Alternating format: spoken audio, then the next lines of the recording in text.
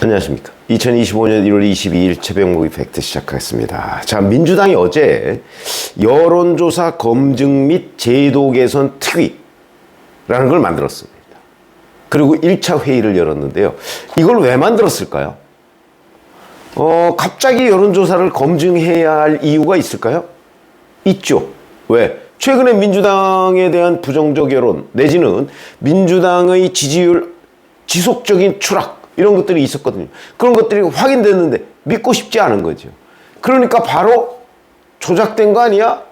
근데 그게 한두 개도 아니고 거의 모든, 그리고 김어준 씨가 운영하는 여론조사 꽃이라는 곳에서까지 국민의힘의 약진이 두드러져서 김어준 씨가 자기 방송에서 굉장히 당황한 기색을 보였고, 그 원인을 일부 이제 보수층 지지자들이 적극적으로 응답했다. 그건 이제 과표집이다. 이런 이제 주장을 내놓기도 했습니다. 근데 어찌됐든 간에 당 차원에서 여론조사 검증이라고는 하지만 이 실질적인 배경을 보면 여론 조작하는지 한번 살펴보겠다. 이제 이런 일종의 여론조사 업체를 향한 압박력. 이런 정치적 공세지요. 그래서 거기서 1차 회의를 마치고 나서 특위위원인 이현희 의원인가 하는 사람이 있다는데, 이 사람이 이런 식으로 얘기를 했어요. 앞으로 이런 방향으로 활동하겠다고 얘기를 했거든요. 여론조사 관련해서 부정 혐의로 제재를 받는 경우가 있는데 영구히 퇴출하는 방안을 검토 중이다. 글쎄, 아니 여론조사 부정하면은 당연히 제재를 받고, 그러다 보면 그 사람이 여론조사 업체를 다시 해봤자 그게 영업이 되겠습니까? 그걸 영구히 퇴출하고 말고 할 이유가 없죠. 그런데 이렇게 또 엄포를 놓은 거고요. 그 다음에 선관위 관리 지침에는 분석 전문가 3명을 포함해서 상근 직원 5명이 있어야 한다고 규정이 돼 있는데, 여론조사 기관의 인적 구성에 대해 정확하게 살펴보겠다. 글쎄, 그거를 왜 선관위가 지금 살펴보고 있는데 왜 민주당이 그걸 또 하겠다고 하느냐. 이 또한 여론조사 업체에 대한 압박이다. 그 다음에 향후 이런 구성 요건을 강화하는 안을 검토 중이다, 이렇게 얘기해요. 이 또한 규제입니다. 여론조사 업체 규제를 강화하겠다는 뜻이죠. 여론조사 업체가요, 인원이 사실 이렇게 많을 필요가 없습니다. 여론조사를 실제 수행하는 사람들은 별도의 용역 같은 것도 충분히 가능하거든요. 예를 들어서 전화 면접 조사 그러면 여론조사 업체가 꼭 전화 면접원을 다 확보해서 안심번호 받아서 그 실질적인 것까지 다 수행할 이유는 없습니다. 업체는 일종의 그 용역을 줄 수도 있고, ARS 같은 경우도 ARS 그 기계를 가지고 있는 업체한테 용역을 줄 수도 있고, 자기네들이 직접 할 수도 있고, 실제 지금 그렇습니다. 그러니까 거기에 분석 전문가만, 지금 현재의 선관위 관리 지침처럼 분석 전문가 3명, 3명이 됐든 2명이 됐든 이 정도만 있으면 됩니다. 그 실질적인 조사는 다른 데서 할 수 있거든요. 용역을 줘서 할 수도 있고 직접 할 수도 있고. 지금 현재 여론조사 업체들이 현황이 그렇습니다. 예를 들어서 ARS 조사 업체다 그러면 ARS 그 기계를 가지고 있는 여론조사 업체도 있지만 그렇지 않은 업체도 훨씬 많습니다. 그렇기 때문에 선관위 관리 지침이라는 것은 선관위가 사전에 여론조사 업체들을 이 실상을 조사를 해서 최소한도 이 정도는 있어야 믿을 수 있다 하는 차원에서 만들어 놓은 건데, 이걸 강화하겠다. 글쎄요, 이런 걸 구성 요건을 강화하면 오히려 그 여론조사 업체들의 수지가 더 악화되고, 그러면 아마 여론조사 업체의 부정 이런 것들이 더 커질 가능성이 있습니다. 수지가 악화되면 덤핑을 해야 될 것이고, 덤핑을 하게 되면 결국 조사 부실로 이어지겠죠. 근데 왜 이런 압박을 넣느냐. 또 하나, 선관위에서 언론 공표 관련 단일한 기준을 만드는 게 필요하다. 이렇게 얘기를 하면서, 예를 들면 전화 면접이나 ARS 조사, 안심번호 등이 있는데 이것도 단일화할 필요가 있지 않겠느냐. 글쎄, 이거를 어떻게 단일화하죠? 이거는 조사의 방식입니다. 면접은 직접 전화를 해서 조사하는 방식이고, ARS는 기계를 돌려서 자동응답으로 전화하는 방식이고, 안심번호라는 거는 혹시 응답자들이 자기 전화번호가 노출된 데 대한 불안감 뭐 이런 것들을 줄이기 위한 방편이죠.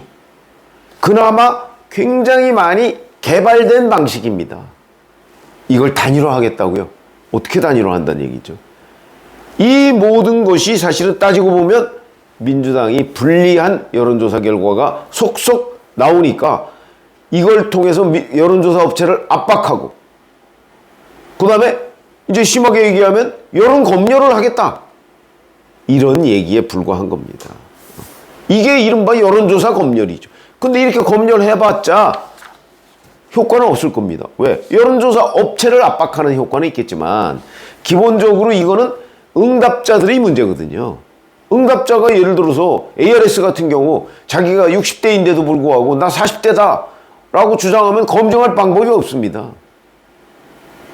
내지는 면접조사에서도 그 안심번호를 놓고 뭐 이 안심번호가 뭐 예를 들어서 40대인 뭐 최모 씨가 가지고 있는 전화인데 실제 다른 사람이 받아가지고 아, 나 20대입니다 라고 얘기하면 그것도 검증할 방법이 없어요. 그러나 그런 경우는 흔하지 않죠. 그러니까 그런 거를 신뢰하고 믿고 다 안심번호 같은 걸 추출해서 지금 조사에 활용하고 있는 거거든요. 그런데 이제 문제는 만약에 국민의힘이 지속적으로 상승하고 민주당이 지속적으로 추락하는 일이 없었다면 과연 민주당이 이렇게 소동을 벌였겠는가? 그 심지어는 어제 그 한국여론평판연구소인가요? 그 업체에서 윤석열 대통령 지지율이 40%를 넘었다는 조사를 맨 처음 발표한 곳입니다. 거기 한번 현장을 가서 점검하겠다.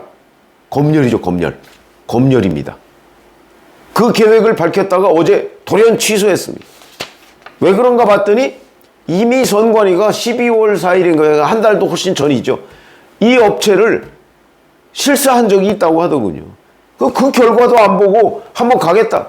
가서 뭘 어쩌겠다는 거죠? 압박하겠다는 거죠, 압박. 여론조사 업체들 거기뿐만 아니고 다른 곳도 야, 잘못하면 이제 민주당이 들이닥칠 거야. 뭐 이런 걸 예고한 거 아닌가요? 이 어마어마한 소동은 결국 민주당이 자기들한테 별로 유리하지 않은 여론조사 결과가 나오니까 그걸 압박하고 뭔가 뒤집어 보겠다. 이런 거 아닌가요? 소동이죠, 그야말로. 이 소동은 여론 검열 소동입니다. 그런데 이게 왜 이런 일이 벌어졌는가 하고 살펴봤더니 오늘 동아일보 보도를 보면 이런 게 있습니다. 이재명 대표가 호통을 쳤다는 거죠. 최고위원회의, 비공개 최고위원회에서 최근에 여론조사에서 당 지지율이 이렇게 나오는 정확한 이유를 분석해라. 이렇게 호통을 치니까 지도부에서 아, 이거요, 보수 지지층 과표집에 따른 현상입니다. 뭐 이런 식으로 이제 그 후로 보고를 했다는 거고, 그러니까 중도층이 뭐 이동한 게 아니고 기존 보수층이 결집해서 이런 여론조사 결과가 나왔습니다. 뭐 이런 식으로 했다는 거고, 그리고 응답률이 높아지면서 생긴 일종의 착시 효과다. 실제 박성준 의원 같은 경우는 민심은 아무런 변화가 없다 이렇게 얘기하더군요. 글쎄, 민심이 아니 기존에 그러면 적어도 민심의 변화라는 건 어떻게 측정을 하죠? 박성준 의원이 주변에 물어본 게 민심이 아닙니다. 참 민심의 변화를 측정한다는 것은 쉽지는 않습니다. 그러나 적어도 우리가 이게 1980년대 후반 이런 때 한국에서 정치 여론조사가 처음 도입됐거든요. 그전에는 감으로 했습니다. 감. 1988년 총선 때 그때 민정당, 여소야대가 된 민정당 시절에 너무 많은 민정당 후보가 당선될 것이다. 청와대에서 그런 걱정을 했습니다. 근데 막상 까놓고 보니까 여소야대가 됐습니다. 그런 경우처럼 주먹구구식으로 그냥 감으로 하면 그런 결과가 초래된다. 그래서 사실은 그 이후에 이제 뭐 미국이나 뭐 이런 데에 그 첨단 여론조사 기법을 활용한 정치 여론조사가 도입이 됐는데 그게 김영삼 전 대통령의 아들 김현철 씨가 정치 여론조사에 처음 도입한 사람입니다. 처음 활용한 사람이죠. 엄밀하게 말하면 자기가 개발한 건 아니니까. 활용한 사람입니다. 그래서 그 이후에 이제 정치에 있어서 여론조사가 얼마나 중요하다. 그게 결국은 민심이 어떻게 변화했느냐 하는 걸 알 수 있는 방법은 여론조사 외에는 방법이 없습니다.